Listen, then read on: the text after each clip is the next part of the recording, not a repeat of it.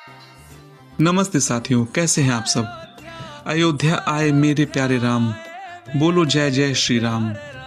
सैकड़ों वर्षों के वनवास के बाद हमारे प्रभु श्री राम अयोध्या में अपनी मंदिर में विराजमान हुए। बहुत ही अद्भुत और अमूल्य क्षण था जिसका साक्षी पूरा देश बना। हमारी भी काफ़ी इच्छा थी कि भगवान राम के दर्शन अयोध्या जाकर करें, लेकिन किन्हीं व्यस्तताओं के कारण ये संभव नहीं हो पा रहा था। लेकिन कहा गया है कि जब तक प्रभु की इच्छा न हो तब तक आप उनके दर्शन नहीं पा सकते। सच ही कहा गया है, क्योंकि हमारा इधर भी अयोध्या जाने का कोई विचार नहीं था, लेकिन प्रभु का बुलावा आ गया और एकाएक प्लान बन गया अयोध्या जाने का। हमारे मित्र संदीप मित्तल जी श्रमिक कन्याओं को अयोध्या दर्शन कराने के लिए ले जाने वाले थे और उन्होंने हमसे पूछा कि भैया आप चलेंगे, तो हमने भी हाँ कह दी और प्रभु श्री राम के दर्शन करने के लिए अयोध्या के लिए हम लोग निकल पड़े। अयोध्या के दर्शन करने के लिए हम लोग अपने शहर से सुबह 5 बजे बस से निकले। हमारे साथ करीबन 100 लोग थे और सभी प्रभु राम के दर्शन करने को व्याकुल थे। सुबह का मौसम बहुत अच्छा था। वो कहा गया है ना कि ईश्वर ने बुलाया तो वो आपके सारे मार्ग सुगम कर देता है। उससे 2 दिन पहले तक बहुत ही भीषण गर्मी पड़ रही थी, लेकिन उस दिन इतना बढ़िया मौसम था, काले काले बादल छाए थे और खूब ठंडी हवा चल रही थी। गर्मी का एक पल को भी एहसास नहीं हुआ और हम सब निकल पड़े अयोध्या जाने के लिए। अयोध्या जाना बहुत ही आसान है। अयोध्या देश के लगभग सभी बड़े रेलवे स्टेशन से अच्छे से जुड़ा है। आपको अयोध्या तक की डायरेक्ट ट्रेन मिल जाएगी। अयोध्या में एक हवाई अड्डा भी बन चुका है, तो यदि आप हवाई जहाज से आना चाहें तो आप अयोध्या आ सकते हैं। अयोध्या में प्रवेश की पहचान है सरयू नदी पर बने हुए पुल। यदि ये पुल पर आप आ गए तो समझिए आप अयोध्या पहुंच चुके हैं। सरयू नदी पर पुल पार करने के बाद जब आप अयोध्या पहुंचेंगे तो पहुंचते ही सबसे पहले आपको एक सूर्य द्वार दिखेगा, जिस पर सूर्य भगवान की प्रतिमा बनी है और उसमें 7 घोड़े पर सूर्य भगवान सवार हैं, ये दिखाया गया है। काफ़ी बढ़िया ये रास्ता बना है और ये रास्ता सीधे लता मंगेशकर चौक तक जाता है। यदि आप अपने 4 व्हीलर से हैं तो आपको इसमें प्रवेश नहीं करने दिया जाएगा। आप ऑटो से या 2 व्हीलर से इसमें आसानी से जा सकते हैं। क्योंकि जब से अयोध्या में राम मंदिर बना है तब से यहाँ पर भीड़ काफ़ी रहती है, तो लोगों को समस्याओं का सामना न करना पड़े, इसलिए आपको जगह जगह डायवर्जन दिखाई देंगे। तो हम लोग इससे थोड़ा सा आगे बढ़े। आगे बढ़ने पर एक रास्ता दाहिने कटता है। उस रास्ते पर आगे बढ़ने पर हम पहुँच गए कारसेवकपुरम। हमें यहीं पर रुकना था। कारसेवकपुरम एक बड़ी जगह है। यदि आप अपने 4 व्हीलर से आ रहे हैं तो मेरी राय मानिएगा कि 4 व्हीलर से अयोध्या मत घूमिएगा, क्योंकि आपको जगह जगह डायवर्जन का सामना करना पड़ेगा, तो आपको काफ़ी समस्याएं आएंगी।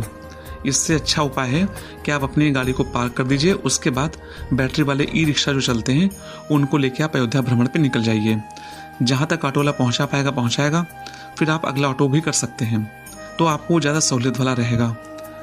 तो हम लोगों ने भी अपनी गाड़ी कारसेवकपुरम में पार्क कर दी और हमारे साथ काफ़ी बच्चे थे, तो इस वजह से सबसे पहले ये तय हुआ कि सबको नाश्ता करा दें, फिर मंदिर में दर्शन करने को चलते हैं।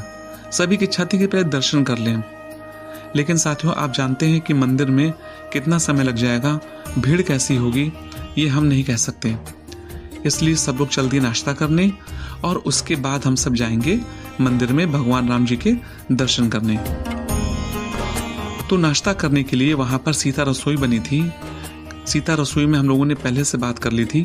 यहाँ पर हमेशा लंगर चला करता है। आप कभी भी आएँ तो आप भोजन कर सकते, नाश्ता कर सकते हैं। और यहीं पर एक विश्रामालय भी बना हुआ है, जिसके अंदर आप अपने परिवार के साथ समय बिता सकते हैं। बहुत ही बेसिक सुविधाएं आपको यहाँ मिलेंगी जो आपका समय काटने के लिए पर्याप्त होंगी। और यहाँ से मंदिर बहुत दूर नहीं है।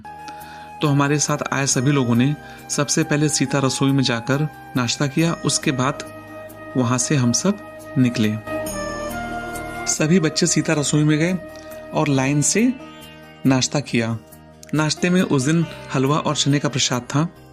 सभी बच्चे बहुत खुश थे। बार बार वो भगवान प्रभु राम के नारे लगा रहे थे, जय श्री राम, जय श्री राम। नाश्ता करने के बाद हम सब कारसेवकपुरम के गेट पर आ गए और वहाँ से हम लोगों ने ऑटो बुक किया, क्योंकि वहाँ से मंदिर करीबन 2 किलोमीटर दूर है और बच्चे छोटे भी थे। तो हम लोगों ने ऑटो बुक किया और सभी उसमें बैठ के चल पड़े मंदिर की तरफ।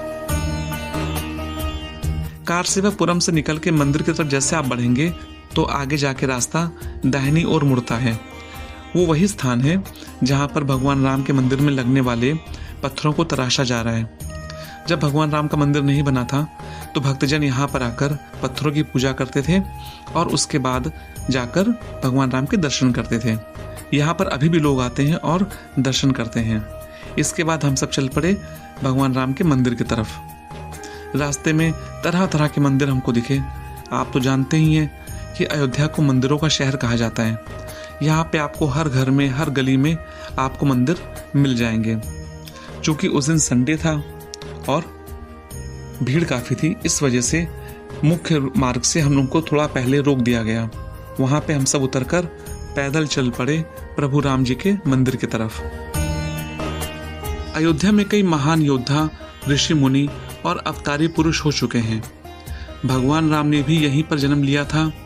जैन मत के अनुसार यहाँ आदिनाथ सहित 5 तीर्थंकरों का जन्म हुआ था।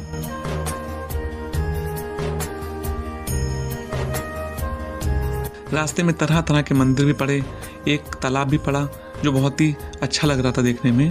वहां पर हम सब कुछ समय रुके, फिर आगे बढ़ चले। थोड़ी दूर जाने पर हमें एक किले जैसी आकृति दिखी जो काफी ऊंची थी और लाल पत्थरों से बनी थी। यह है हनुमानगढ़ी। हनुमानगढ़ी और मंदिर के बीच की दूरी ज्यादा नहीं है। कहा जाता है कि जब आप अयोध्या आएं तो सबसे पहले अयोध्या में स्नान करें, उसके बाद हनुमानगढ़ी में जाके दर्शन करें और हनुमानगढ़ी में दर्शन करने के बाद प्रभु हनुमान से प्रभु श्री राम जी के दर्शन करने की आज्ञा मांगे।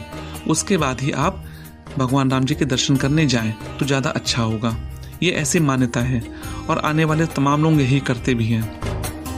भारत की प्राचीन नगरियों में से एक अयोध्या को हिंदू पौराणिक इतिहास में पवित्र सप्तपुरियों में शामिल किया गया है। ये सप्तपुरियां हैं अयोध्या, मथुरा, हरिद्वार, काशी, कांची, उज्जैनी और द्वारिका। अयोध्या को अथर्ववेद में ईश्वर का नगर बताया गया है और इसकी संपन्नता की तुलना स्वर्ग से की गई है। स्कंद पुराण के अनुसार अयोध्या शब्द अ यानी ब्रह्मा, या यानी विष्णु तथा ध यानी रुद्र का स्वरूप है। अयोध्या की गणना भारत की प्राचीन सप्तपुरियों में प्रथम स्थान पर की जाती है। जैन परंपरा के अनुसार भी 24 तीर्थंकरों में से 22 इक्ष्वाकु वंश के थे। इन 24 तीर्थंकरों में से भी सर्वप्रथम तीर्थंकर आदिनाथ यानी ऋषभ देव जी के साथ अन्य 4 तीर्थंकरों का जन्म स्थान भी अयोध्या ही है। बौद्ध मान्यताओं के अनुसार बुद्ध देव ने अयोध्या, जिसे पहले साकेत कहा जाता था, में 16 वर्षों तक निवास किया था। इक्ष्वाकु कुल में भी कई महान प्रतापी राजा, ऋषि, अरिहंत और भगवान हुए हैं। इक्ष्वाकु कुल में ही आगे चलकर प्रभु राम हुए थे। अयोध्या पर महाभारत काल तक इसी वंश के लोगों का शासन रहा। पौराणिक कथाओं के अनुसार ब्रह्मा से जब मनु ने अपने लिए एक नगर के निर्माण की बात कही तो वे उन्हें विष्णु जी के पास लेकर गए। विष्णु जी ने उन्हें साकेत धाम में एक उपयुक्त स्थान बताया। विष्णु जी ने इस नगरी को बसाने के लिए ब्रह्मा तथा मनु के साथ देव शिल्पी विश्वकर्मा को भेज दिया।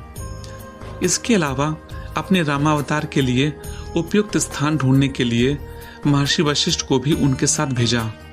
मान्यता है कि वशिष्ठ द्वारा सरयू नदी के तट पर लीला भूमि का चयन किया गया, जहां विश्वकर्मा ने नगर का निर्माण किया।